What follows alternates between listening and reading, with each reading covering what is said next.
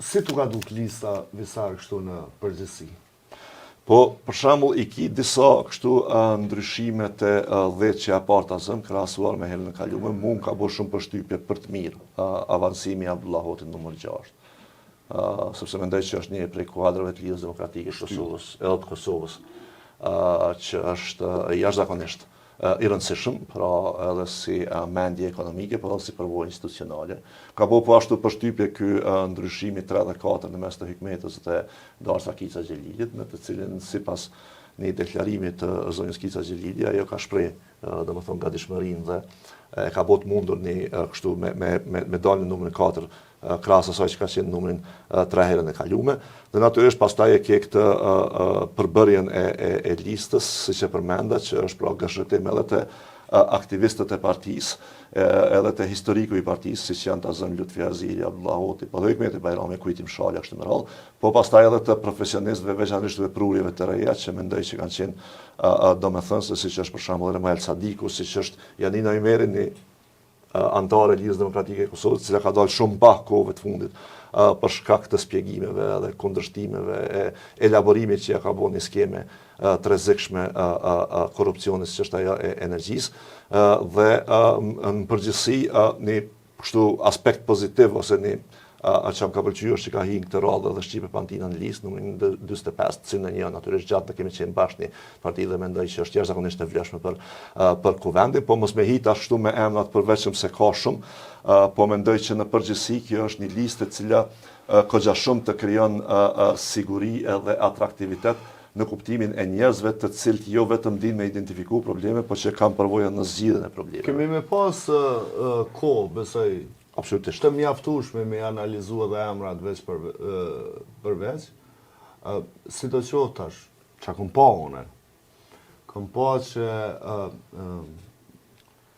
LDK-ja përkatësisht Lumira Biziku ka bën një peshim kogja të rëndësishëm. Tani unë e di që aty ka njerëz të pakënaqur në listë, natyrisht, sepse ki njerëz këtu që janë shumë mati në LDK, dhe mund të thonë se unë jam shumë amrapa se sa Ermal Sadiku. Po Ermal Sadiku është si prurje e re, duhet jetë edhe stimulim për tjerët për shku në parti, për të çu manal. Megjithatë barrën historike nuk e ka as të zhvillimit, as të votave nuk e ka Ermali, po kur don ti me hap partin, duhet më dhon mundësi të tjerëve me rendit manalt, duke llogaritë që të tjerët më të mëdhshëm kanë vota. Dhe kudo që janë, ata mund t'i gjejnë. Kjo është promovim e para e punës. Po, kësha dasht me fillu me vecën e parë, për çka unë jam gogja, kështu i kënaqur në përgjithësi. Ukrugova është trashëgimia e Ibrahim Rrugovës. Lista e LDK-s ka familjar, ka djem, ka vajza të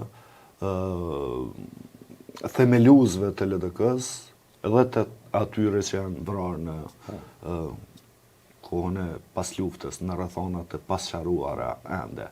Po kjo është si mirënjohje për kontributin e tyre duke i pas në listë dhe duke i renditur sa ma lartë. Për çka, kushdo që e gjykon LDK-n për këtë pjesë, atëherë ka gabim, sepse nuk duhet të gjykohet kështu, përkundrazi duhet të vlerësohet. Sidoqoftë, Hikmeti Bajrami e meriton numrin 2 si mas meje, jo numrin 3, numrin 2. Kujtim Shalja është moti numri 2, dhe çdo është ndoshta me lëviz pak vet, e njohim kapacitetin e tij, por megjithatë, duke ditë që ai bë deputet, duhet t'jepet mundësi të tjerëve. Përndryshe, Hikmeti Bajrami ka pas barrën shumë më të madhe në LDK këto kohë se sa Kujtim Shalja. Pra, ka qenë në front, ka qenë në luftë. Dorsa Kica Xhelili nuk ka qenë aktive një kohë këto, si me thonë, vitin e fundit, për shkak të angazhimeve të saj familjare. Megjithatë, atë ka vlerësuar elektorati i LDK-s, e ka votu elektorati i LDK-s, edhe kur kaloi prej vetëvendosjes përkatësisht listës Guxo. Abdullah Hoti është ish kryeminist. Në një periudhë goxha të rëndësishme, është, si me thonë, njona këmbë e LDK-s, sepse LDK-ja filloi të identifikohet vetëm me Lumirin, pa e pas një balans, dhe kur ka dhe figura tjera të cilat e mbajnë balansin, mendoj që partia i përpara. Do me thonë, duke e sfidu për çdo ditë, për çdo javë, për çdo muaj liderin, njerëz tjerë të fuqishëm me kredibilitet, liderin edhe partinë e bëjnë më të mirë, sepse nuk e lejojnë me gabu. Prandaj është një renditje goxha e mirë, ndoshta unë kisha dashur më lart me që. Anton Çuni s'di pse është gjithmonë në këtë vëllëçe, se nuk shquhet për mua nuk shquhet për ndonjë gjë të madhe, përveç që është Anton Çuni. Peridagoni duhet për shkak të koalicionit. Kam probleme me këto partitë fetare, qofshin ato me prirje islamike, qofshin ato të krishtera, sidoqoftë partitë politike kanë vendosur me absorbu mrena për mrena tyne, Jehona Lushaku, nëse për kur gjë tjetër,